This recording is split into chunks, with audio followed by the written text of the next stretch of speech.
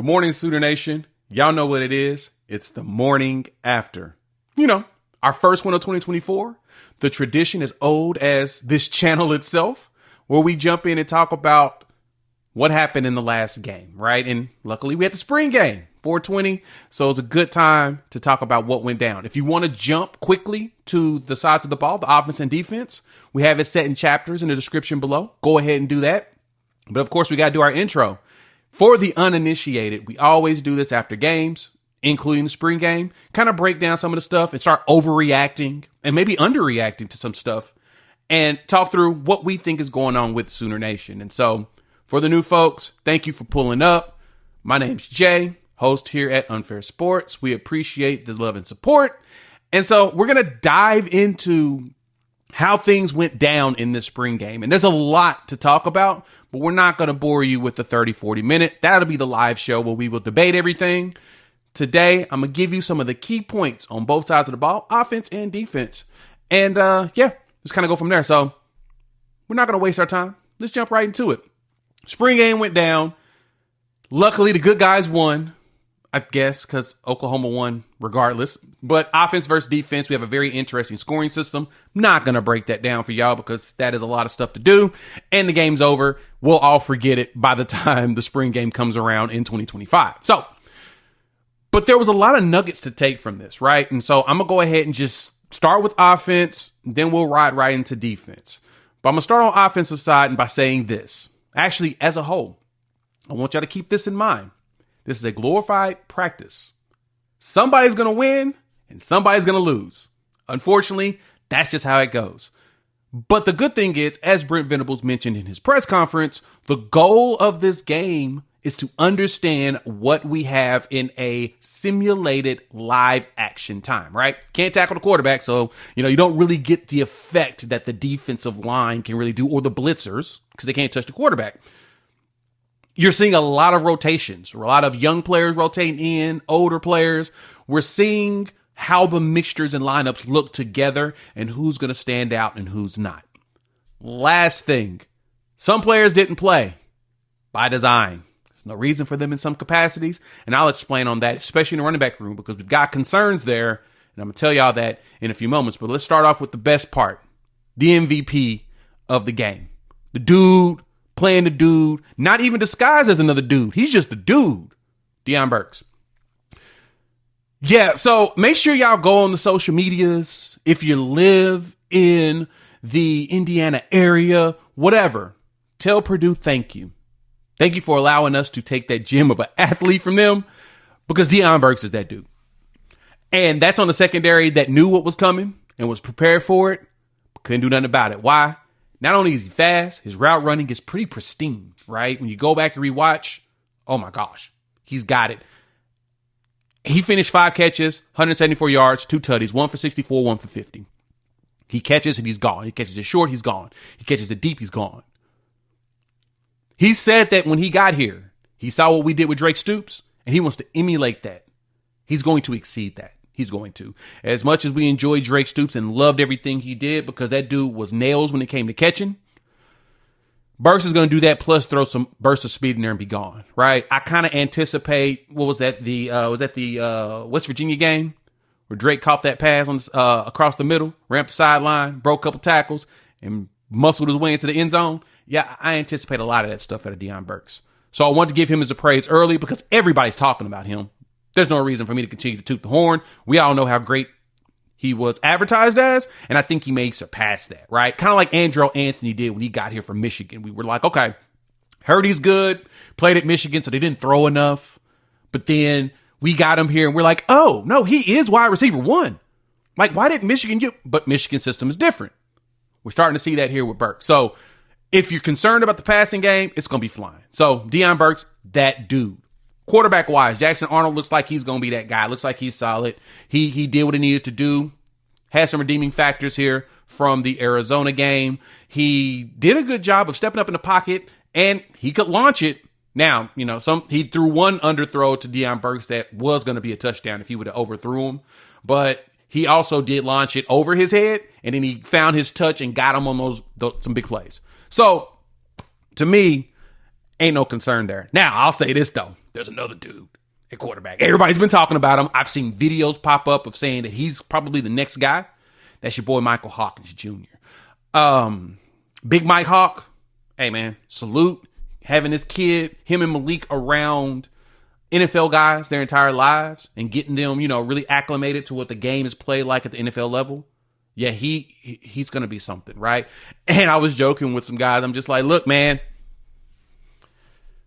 Gabe said that he thinks he's the best freshman out there he's seen, even over what he saw from Caleb Williams in practices, right?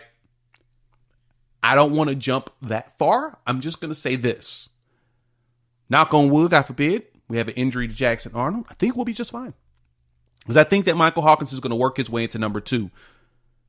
Casey Thompson's got more snaps, which is helpful, but I think he's going to move himself up, right? So quarterback-wise, we're good. We did get a booty call who ran it in for a touchdown. Shout out to General Booty, keeping the namesake just secure and the brand strong. General did a little something with that. That run was nice, right? He was able to get, people probably, doubted the man's running ability. I don't know why, but they did. He busted up that seam and was gone.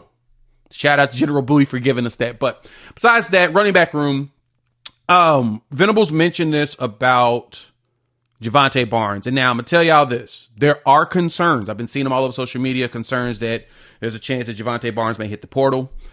I'm not on that camp yet. I'm not there thinking that he's going to leave.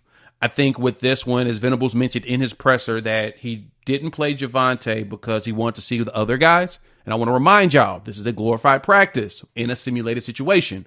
We've seen Javonte Barnes run for 100 yards in a bowl game against a Florida State defense that was really good. We need to see what else we have if another injury arises. Because remember, last year, between Salchuk and Barnes, we were dealing with a lot of injuries. And then Tyree Walker stepped up and became that dude. But I'll say, I think Caleb Hicks is going to be next up. Caleb Hicks, 10 carries, 62 yards, and a touchdown. He ran for 30 yards. Really good. I think Sam Franklin's solid. He had 12 carries, 58 yards. I was pretty happy with what we saw out of him. Got some of my boy X-Rob. Get out there, get him some runs in. Salchuk ran maybe 5 times. He ran 5 times for 27 yards. He didn't play very many plays. He got a touchdown on the short yardage. But the most part is we didn't get to see a lot of Salchuk because we didn't need to, right? You want to see what you got. That's what this spring game's for. So I want y'all to keep this in mind. I'm going to remind y'all throughout this video. I want you to understand we're here to see what we got, right? And somebody's going to win, somebody's going to lose. That's just the game. Offensive line. Everybody's been terrified about this offensive line. I kind of got more comfortable with it now. I'm in the minority of it. Now, I probably Gabe Eichert, when he breaks down just kind of how the offensive line works on the Oklahoma Breakdown. Please check them out here on YouTube. Fantastic content. Him and Teddy Lehman always break it down properly. They're a little bit more cautiously optimistic than I am. I'm cautiously optimistic, but they're at a higher level than that. So there's a little bit of pessimism mixed in, but it's okay because they know what to look for a lot better than I do. They're football guys. They played here, right? But for me, the line did not terrify me. It didn't. There was moments where we were able to get good protection in, and there was moments we lost, but there was moments where we had good protection in, which tells me that Bill Beatonbow has an idea of what we need to do, which is very good. At the same time, we're probably going to get some portal guys because, Venables mentioned this in the presser, and I've been talking about this a lot here on the show. We're young. Like we looked at the shout out to the homie Grimlock over on Twitter. He had posted in a group that we're in the depth chart and was looking at kind of the ages from senior down to, freshmen or whatnot. As far as age, we got a lot of dudes in that early range, redshirt freshmen and freshmen. We've got a lot of freshmen on this team that have seen very minimal snaps. And Venables mentioned I'd say offensive line is probably the second lowest snaps returning besides defensive line. And we'll talk about defense in a minute, but I'm going to tell y'all this. I think Beatonbow's got something up his sleeve. But at the same time, we're going to hit the portal. Mentioning that real quick. We go get guys from the portal. That don't mean that our guys are just not good. A lot of situations, especially in this one, if you pay attention to the trend that Venables and staff has been doing when it comes to the portal, they're going after guys with at most 2 years left of eligibility. As in, they want the older dudes. They want dudes with snaps. They're not looking for guys that are young. I mean, if there's a great one out there, you're going to go after it. Someone you can keep for a while. But they're going after guys with more snaps and experience because that's the thing that we lack. You need some veterans to teach the young guys some of the help with the mechanics because peer teaching is usually a lot stronger than it is with the coaches, right? So that's something there. Keep that in mind. We'll talk about that more on defense. Tight end room. I saw some videos floating around. Bauer missed out on a defensive end coming around on a block. I've seen some pictures and videos of Bauer Sharp leaping over players and doing some solid stuff in practice. I don't think I'm concerned. And I'm going to say it this way. This is where I think of it in a different way. Now, I'm not saying that I'm right, but I want you to understand this is my thought process with it. In this game, do you want to show all your cards? Do you want people to doubt you in a certain spot? Probably make more sense. Now, there's a chance that it's just maybe we got problems there. Or maybe that's like, I don't want to give out too much of the information that's happening, right? Hence why we ran a very vanilla offense and defense. We weren't out there being too exotic because we don't need too much information on tape. This game is on ESPN Plus, by the way, if you want to rewatch it. But we don't want to put too much information out there. So you got to be careful with how you present what you're doing. All right. So besides that, we've got the wide receiver room that's going to look good. Ivan Carrion's huge. I don't know if y'all recognize that. The big giant dude, number 24 wide receiver. He's a freshman, 6'6". I swear he's like 240. He looks like a tight end. He's thick. Yeah, it's going to be fun with him. Gibson, of course. You know, Gibbs was doing what he did best. Told him after the game, I was like, hey, man, I need more of that Iowa State stuff. And he's like, I got you, bro. I got you. That's what I want to see. I want to see more running over people. Gibbs would make some tough catches in that game. Love it. And of course, we talked about Burks. Got to praise him as usual. And then lastly, you got to dive into some of these other young players. We saw a little Petaway out there running some routes. He looked pretty good with his route running, right? I was happy with him. Hester. Hey, man, he's healthy. He's looking healthy. Hey, man, that's another 6'4" dude. So you got 6'4" Nick Anderson, 6'4" JJ Hester, 6'6" Ivan Carrion, 6'5" Jaden Gibson, and Gibson is like a legitimately 6'5". He's ginormous when I stood next to him. All I gotta say is we have a reason to be excited, right? In that capacity. So that's the offense. Hop in the comments, let your boy know your thoughts. How y'all feeling about that? What you see on the offensive side that jumped out to you? Love for you all to jump in the comments and get a part of the conversation. Now let's talk defense. So I know defensively, y'all worried. I get it. I'm not. That's probably the one place I'm not concerned. It's on the defensive side of the ball. We saw a lot of people out there. I did hear the hot mic situation with Kanik on the actual broadcast. Saw the video of it. Not a good look. And I know that we all want to kind of pile on the guy. Don't. I think he's going to figure it out. He's too athletic and too good to not. The good thing is Venables mentioned, we'll start with linebackers. Venables mentioned that Zach Alley brings a different approach to the same defense he does. And he explains things differently, kind of simplify things, help players kind of catch on faster than you normally would. I think Kanik could be fine. We just got to get him out of his own head, but I think he's going to be fine. The best part is the dude's blazing fast, and he's going to make really fast mistakes or make really, really, really fast successful plays. And so I sense that he's going to be part of that shuffle of players, and we're probably going to rotate a lot of linebackers because when I saw Lewis Carter out there, not only one is Lewis Carter big, he's a huge dude. He looks like a grown man for real. Like, I mean, he's grown, but he looks like a grown man. Like, he looks like an NFL-sized dude, even though at his size, he's like, 220 at most. He looks bigger than that. He can hit. I'm very excited about what Kobe McKenzie showed. If she shows a lot of maturity out there and his ability getting around. Deshaun McCullough, one of my favorite deals that happened in the game. Me and Coop was talking about this. Deshaun did a play. I think he had him going in and blitzed, and he blitzed in and he just went at the quarterback. Pass went past him. As he was about to leave, Venables yelled at him, pulled him over to him, looked at him and said, "Get your hands up." Deshaun looked at him and said, "All right, coach." Left. Next play. It's probably a couple plays down, or maybe next play. I can't remember. But he went back out there and did the same thing. But this time he put his hands up, tipped the ball. BV looked at him and said, learning from your mistakes quickly is important. That's going to be critical in what we do in the SEC, especially with the youth that we have. Again, we talk about youth, the youth movement that we have on this team. We got young players. But I think with McCullough, McKenzie, Omosigo looked good. Number 24, linebacker. We looked good in those spots, right? I think we're going to be just fine. Kip was doing what he usually does. Of course, Stutzman got a few in there. You do it all. Stutzman. We ain't worried about him. They looked good. They all did. It looked solid. I think that a few things could be ironed out. Now we have tape to be able to say, hey, this is where you was out of position. You should have been here on this call. I think we're going to be just fine. I am excited about seeing how this linebacker room grow because with the veteran presence of Stutzman and then all y'all these young guys behind him, I think we're going to be really, really good there. Venable's strong room will be his linebackers by the end of the season. They're going to be the ones because they're the most important piece in what him and Allie does defensively. Defensive line is where y'all were terrified at, right? And Venables pointed this out. The lowest amount of snaps returning is on the defensive line, especially at the 0 to 3 or big dudes. But he told y'all, Jaden Jackson, David Stone are over 300 pounds when they weighed in. Yeah, the roster was wrong. That last updated was in March, like March 5th. We're the 21st of April. They're over 300, both. He said they both weighed in over 300 pounds. Schmitty doing work. So, Devon Sears was considered one of the MVPs over the springtime. He showed out. Think we may see something out of him. But the thing is, we're definitely going to have to bring in some more vets, which I know we've got a couple vets that we're looking at in the portal. The good thing is, I talked about this on the offensive side.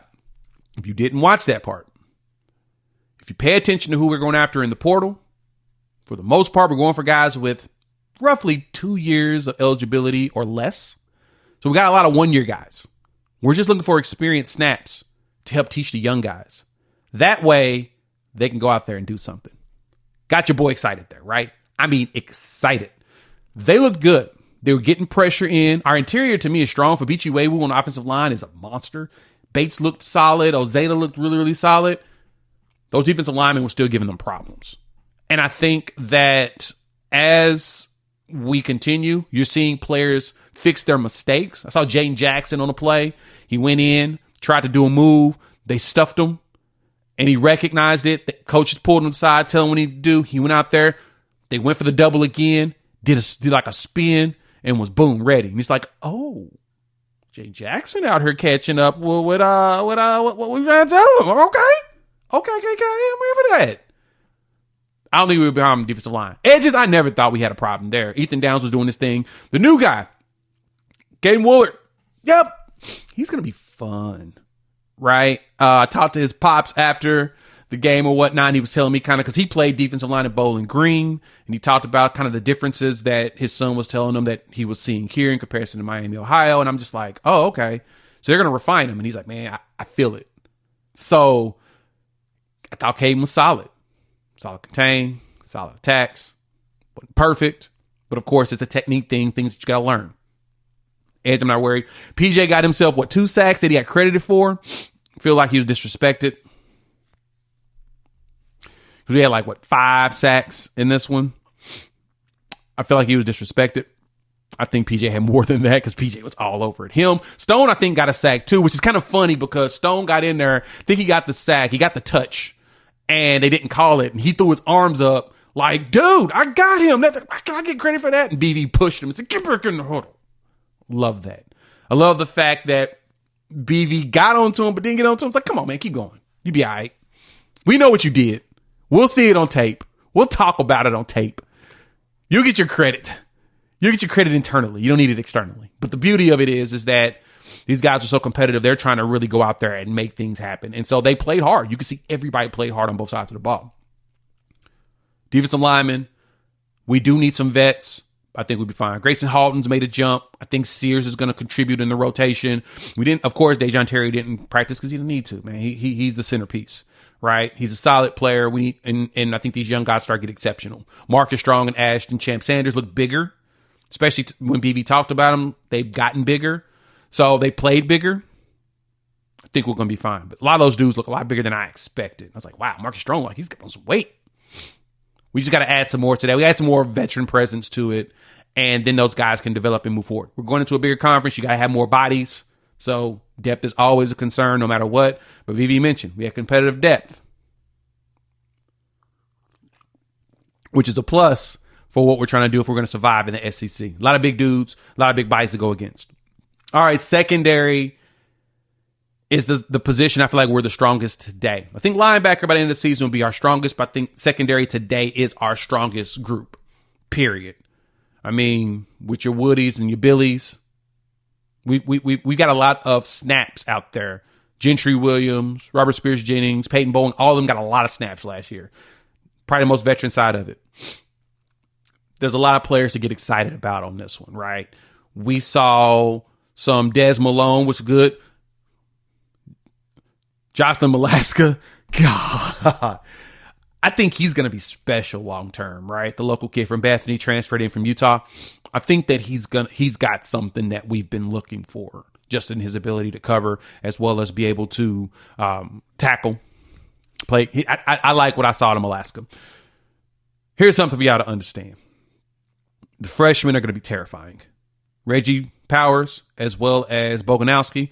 Now y'all saw, I got to point this one out, and this is probably the epitome of what I've seen on this defense. They be hitting people. And I've told a couple parents when I was talking to them, I'm like, look, I recognize that there's probably a good chance, so don't really get too mad at your kid. We're going to see some personal fouls early in the game. And I think it's going to be tone setters. Like, if you want to go across the middle, go ahead. We triple dog dare you. And that's the feeling I'm seeing out of these boys. They hit. Boganowski every time I take his teammates out, I'm just like, man, can you like save that energy for like the SEC games?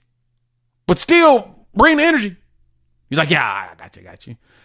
Got to chat with Reggie Powers, the third, RP3. Whew. Not only is he a big kid, I mean, I don't think he's not even 18 yet.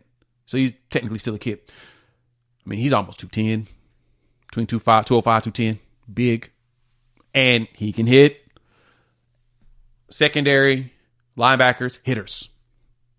Crack. Bow, bow, bow. That's what you want going into the SEC. So I'm excited about the way they look.